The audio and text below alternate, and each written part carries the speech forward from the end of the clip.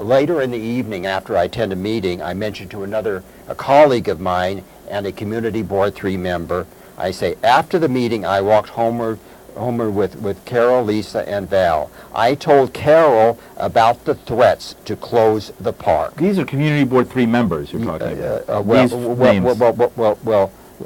Val Oselli was not a community board member, but Lisa Kaplan, who is currently the chief of staff for council member Rosie Mendez, was one of the people whom I was associated with. And so this was the first time in June 1988 that I or any of the people I was associated with had any inkling that there was a proposal to close the park. And I'm just going to add very quickly that the way the community boards operate is you cannot get anything on an agenda for that month after the end of the preceding month. So this item would not be on the printed agenda. So people who were opposed to a park closing, who were getting community board calendar, would not know about this.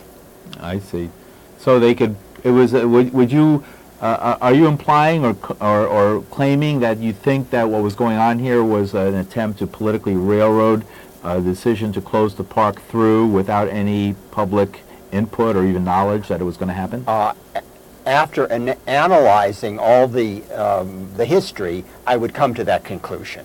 At the time, I didn't make that conclusion. I just thought that these people didn't really have it together.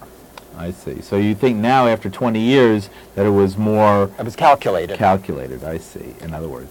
Okay, now, so we come now to, is there anything more before we come to the actual date, July 31st, a week before the riot? Well, I could mention the June 28th meeting where Yes. where June 28th, 1988. Yes, this is the community board meeting. A month before the riot. Where the New York Times on the August 2nd, 2008 issue said that the community board, of which I was a member, had voted to close the park. And with your indulgence, I will attempt to read this. I'm kind of editing it as I go along so that it will make more sense. I'm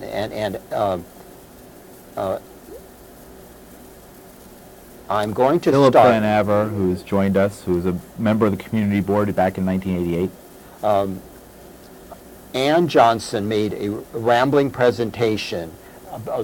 She had just been elected community board chair, but she is acting as in the former capacity as chairman of the Parks Committee. Her rambling presentation included comments about the Sauer Park design revisions and cited the appearance of Jim Powers at the June 15th Compost Plaza Parks Committee meeting. As Ann Johnson read complaints from the Avenue A Block Association because of the end of the meeting hubbub, I had difficulty hearing her innocuous recommendation. In response to Ann's request to approve her report, Carol Watson made the motion. Though I tried to be recognized, Carol said, "They're not going to close the park." After that, I sat down.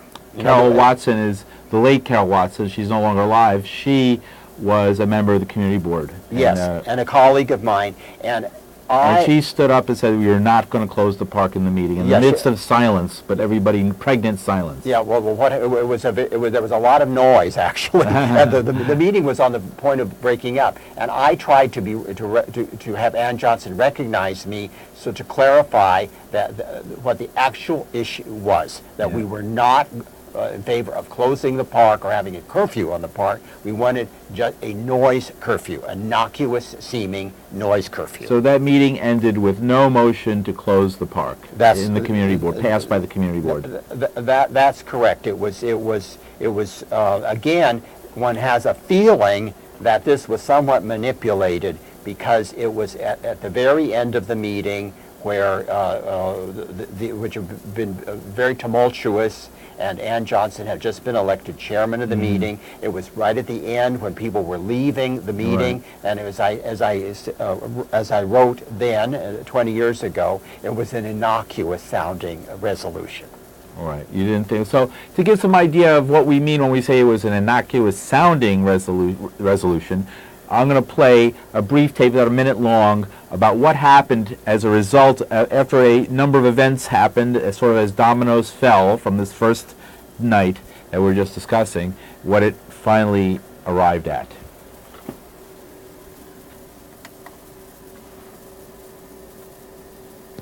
One year after the same neighborhood erupted in a riot after the city tried to enforce a curfew.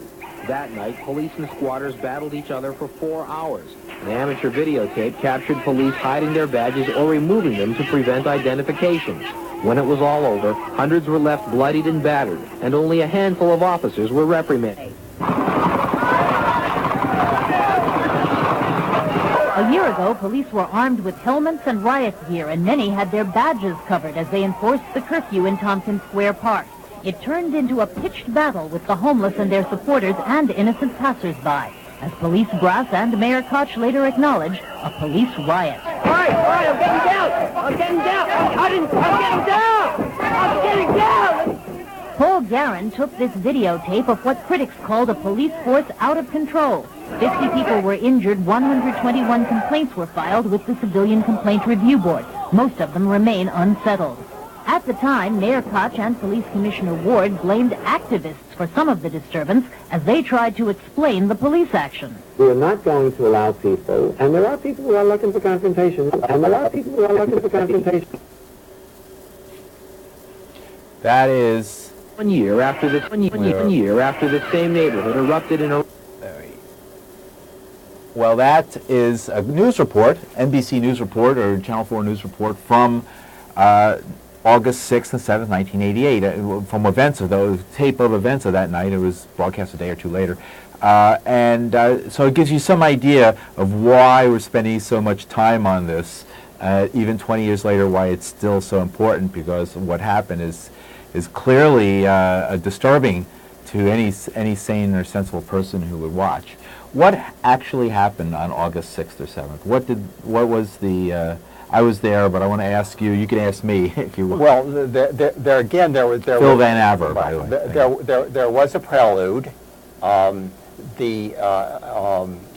may just very quickly refer again to my journal, because as we said a few minutes ago, the Parks Committee, which I was a member, the Community Board, which I was a member, had agreed to have this noise curfew. However, a few days into July, which was very damp and rainy, I went to the park and I noticed the signs were written on the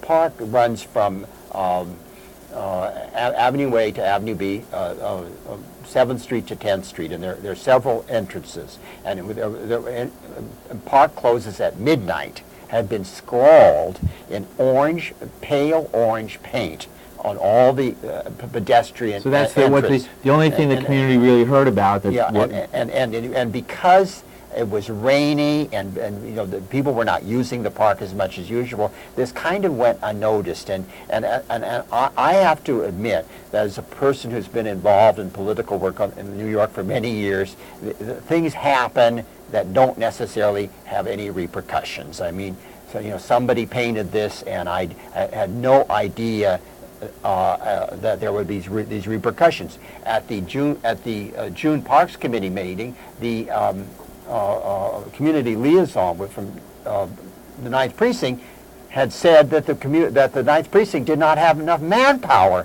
to carry out a curfew. So that was that misinformation or a bald-faced lie? No, I think he was telling the truth as he knew it. As I remember it, he says when the Avenue A Block Association called for the curfew, he said, "We don't have enough manpower."